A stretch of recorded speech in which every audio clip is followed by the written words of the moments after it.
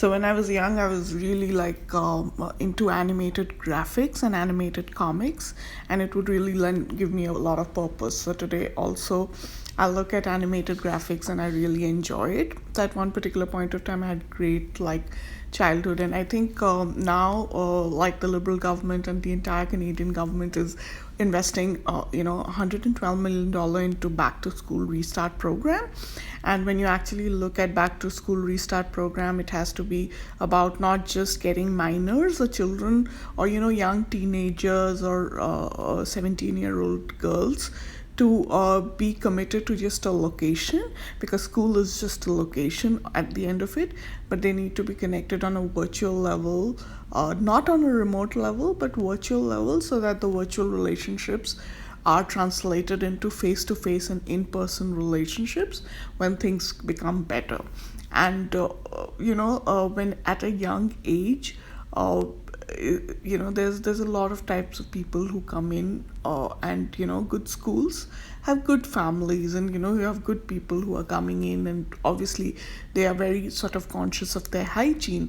And if you end up going to a school which is not that great on hygiene, there will be people who will be just eating food all the time. So I would be a big subscriber to Archies.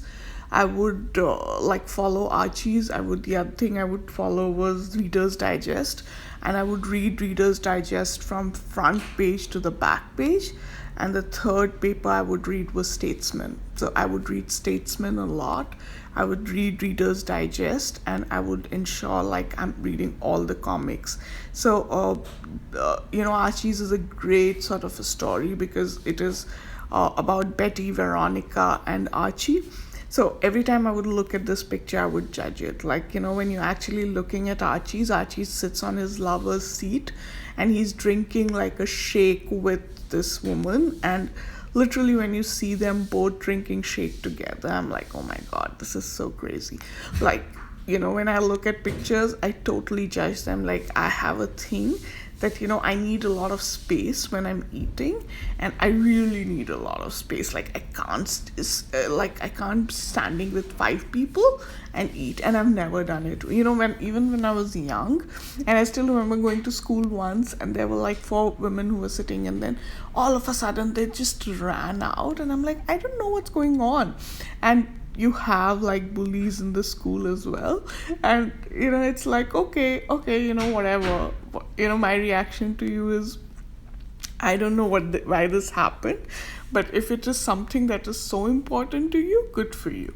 So honestly, it's okay. I'm not the kind of a person who likes to eat in a public place every day, and I was one of those people who would eat at home and then go out, and I would not be able to eat outside because I'm like, okay, I've eaten at home. And there are many people who are like, we're not eating at home, we want to eat out. And you have like couples like this who would be sitting they would be having shake from the same like this. Then I ended up going to schools at just a location. Then I ended up going to a really inferior place. And when I saw those people, and I'm like, oh my God, who are these people? Like, so that level of snobbishness I have. And it's because, when it comes to large group activities and large group, and now obviously because of health reasons I can't be in crowded places and with large groups of people, but at one particular point of time I would be going out. And like, even when schools had issues and there were schools that were closed, I would go out and then come back, and every time I would walk back there would be big like stories that would happen.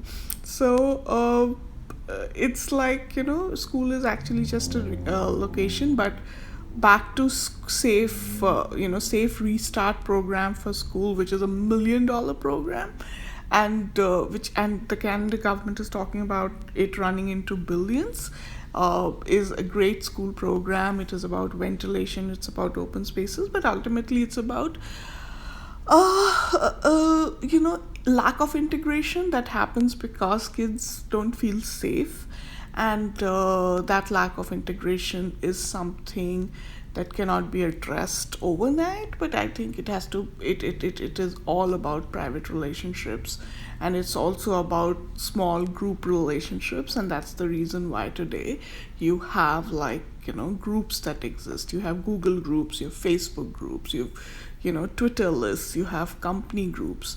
And groups make a lot of sense where you have small groups of 5 to 6 people who are together, and they know each other and they are part of it, rather than like you have and then you have intimate groups like this. It's good that you have intimate groups like that. I totally judge this level of intimacy, but small groups are always better than large groups and 100-member group and 200-member group, because honestly, when you're going out, and I still remember that day when you had these young girls who actually walked away, and I was in the school. I was like, I don't know, if I had known them virtually, we would probably, and if we had like connected over a tablet a day before going to the school, and then the next day when I would have landed there, then we would all have been on the same page. So and probably we would have eaten together. So it would have been just a FaceTime if I had with those girls, and then the next day when I would have landed into the school, it would have been very exciting, because then we would be in a position to have that conversation. We would have had food together. But I was like one of those fussy people, and I wouldn't eat, and I would just, like, school is the location, but I would always ensure that I ate at home and went.